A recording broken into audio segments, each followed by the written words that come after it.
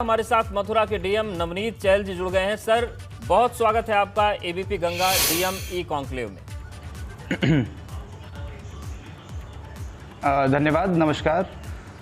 Sir, सबसे पहले यही जानना चाहेंगे कि मथुरा की इस वक्त कोविड के संक्रमण को लेकर क्या स्थिति है, पॉजिटिविटी रेट क्या है, और चूंकि मथुरा के सामने ब्लैक फंगस वाली भी चुनौती आ गई, वो भी आ गया है, उसके भी कुछ मामले आ गए हैं, तो किस तरीके से इस वक्त आपके सामने चुनौतियां बनी हैं और कैसे काम कर रहे हैं? जनपद मथुरा में कुल जो घनात्मक केसेस यानी कि पॉजिटिव केसेस पाए गए थे वो लगभग 19,100 थे शुरुआत से अगर हम देखें तो, और इस समय तक 16,000 से अधिक केसेस जो हैं वो डिस्चार्ज हो गए हैं। इस समय पर अगर हम करंट एक्टिव केसेस की बात करें तो 2711 एक्टिव करंट केसेस इस समय पे हैं। लगभग 2000 केसेस होम आइसोलेशन में हैं और लगातार कोशिश की जा रही है कि हम बेहतर से बेहतर सुविधाएं जनपद वासियों को स्वास्थ्य के संदर्भ में भी दे सकें और टोटल जो मैनेजमेंट है वो अच्छे से हो सके। यहाँ पर हमने कोविड कमांड एवं कंट्रोल सेंटर को आधुनिक और बड़ा ही एक्टिव बनाया है। यहाँ पर 10 लाइंस हमारी मौजूदा चल रही हैं और 51 हमारे जो एम्प्लॉयज़ हैं वो लगातार 24 घंटे ड्यूटीज़ पर रहते हैं। इसमें हमारे डॉक्टर्स भी हैं जो डिस्ट्रेस कॉल्स भी डील करते हैं। हमारे होम आइसोलेशन के जो लगभग 2000 पेशेंट्स हैं उन्हें डेली कॉल किया जाता है, उनके स्वास्थ्य की जानकारी ली जाती है और डॉक्टर से भी उनको परामर्श दिया जाता है। साथ ही साथ हमारे जो हॉस्पिटल में एडमिटेड पेशेंट्स हैं, लगभग 700 के आसपास पेशेंट्स हमारे हॉस्पिटल्स में हैं इस टाइम पर। 9 हॉस्पिटल्स इस समय जनपद में ऑनलाइन हैं, जिनमें 850 के आसपास ऑक्सीजन बेड्स हैं और लगभग कुल 1,500 बेड्स हैं।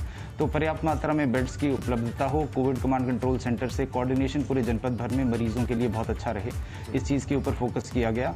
और पॉजिटिविटी रेट जो है वो लगातार जिस कारण से घटता चला आया।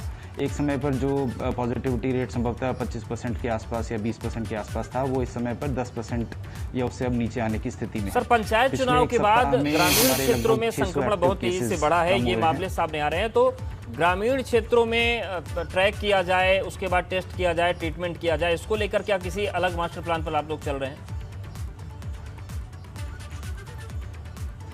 जी हाँ, हमने पूरे जनपद भर में 5 जोन्स बनाए हैं। हमारे जनपद में 5 तहसीलें हैं तो 5 जोन्स बनाए हैं और जो कोविड कमांड कंट्रोल सेंटर हमारा डिस्ट्रिक्ट लेवल पे था उसको डिसेंट्रलाइज करके सभी तहसीलों में भी कंट्रोल रूम्स बनाए गए हैं और वहाँ से जो हमारी 504 ग्राम पंचायतों में 504 निगरानी समितियाँ हैं उनके साथ निरंतर संपर्क तहसील स्तर से किया जा रहा है। सभी न्याय पंचायतों पर एक सेक्टर मजिस्ट्रेट्स बनाए गए हैं और उन सेक्टर मजिस्ट्रेट्स के माध्यम से निगरानी समितियों को संबल भी दिया जा रहा है, ट्रेन भी किया जा रहा है और जो हमारे पॉजिटिव पेशेंट्स हैं या संक्रमित मरीज हैं या फिर जो हमारे प्रवासी नागरिक हैं जो बाहर से आए हैं, उन सभी की जानकारी हमारी निगरानी समितियों के पास हो, मेडिसिन किट समय से पहुंचे, इस चीज़ को निगरानी उसकी सेक्टर मजिस्ट्रेट्स भी कर रहे हैं, ब्लॉक्स के बीडीओज भी कर रहे हैं और तहसील स्तर पे एसडीएम्स भी कर रहे हैं और इसकी डेली मॉनिटरिंग हमारे स्तर पर की जाती है। बिल्कुल सर, सभी अधिकारियों के द्वारा डेली कम से कम 4 गाँव का भ्रमण। बिल्कुल सर, पोस्ट कोविड जो ब्लैक फंगस का इसकी चुनौती आई है और सभी अधिकारी और मथुरा में भी मामले सामने आ गए हैं, तो क्या उसको लेकर भी कुछ आप लोग अलग से प्लान कर रहे हैं? क्योंकि ये भी बड़ा जानलेवा साबित हो रहा है और उत्तर प्रदेश के कई जिलों में पहुंच चुका है। मुख्यमंत्री जी ने भी कहा था कि इस पर हम अलग से काम शुरू कर रहे हैं, अलग से निर्देश दिए गए। देखिए, मेडिकल ट्रीटमेंट के दौरान जिस भी तरह की कॉम्प्लिकेशंस आती हैं, प्री कोविड, पोस्ट कोविड या दौरान कोविड या पोस्ट कोविड, उन सभी तरह की कॉम्प्लिकेशंस को हमारे जो डॉक्टर्स हैं वो बड़ी ही नज़दीकी से देख रहे हैं।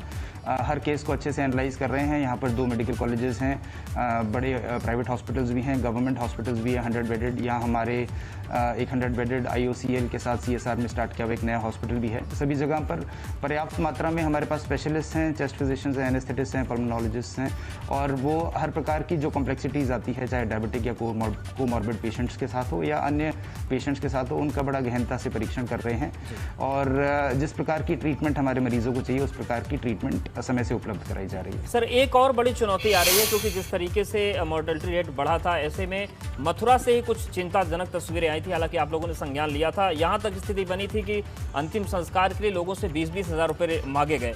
तो क्या अंतिम संस्कार में लोगों को दिक्कत ना आए, इसके लिए भी जिला प्रशासन ने आपने कोई व्यवस्था की है?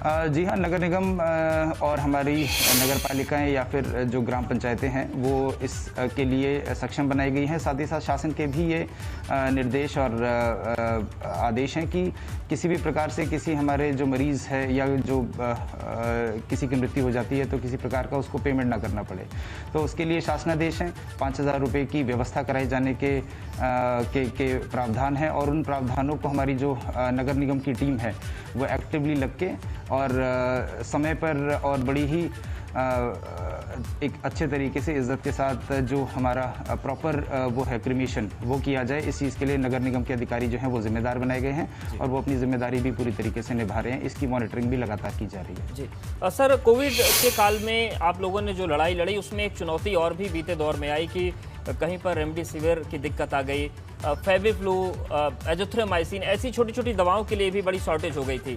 तो क्या वो स्थितियां अब सामान्य हो गई हैं मथुरा जिले में? जी हाँ, अब मथुरा में पर्याप्त मात्रा में रेमडेसिविर की आवश्यकता है। एक टाइम पर सप्लाई डिमांड के गैप्स थे, उस समय पर ये ज़रूर इंश्योर किया गया कि जिन पेशेंट्स को सही में वास्तव में उस मेडिसिन की आवश्यकता है, जो वायरल फेज़ है, जो शुरुआत का फेज़ होता है, उस दौरान ही रेमडेसिविर जो मेडिसिन है उसकी आवश्यकता मरीज़ों में रहती है।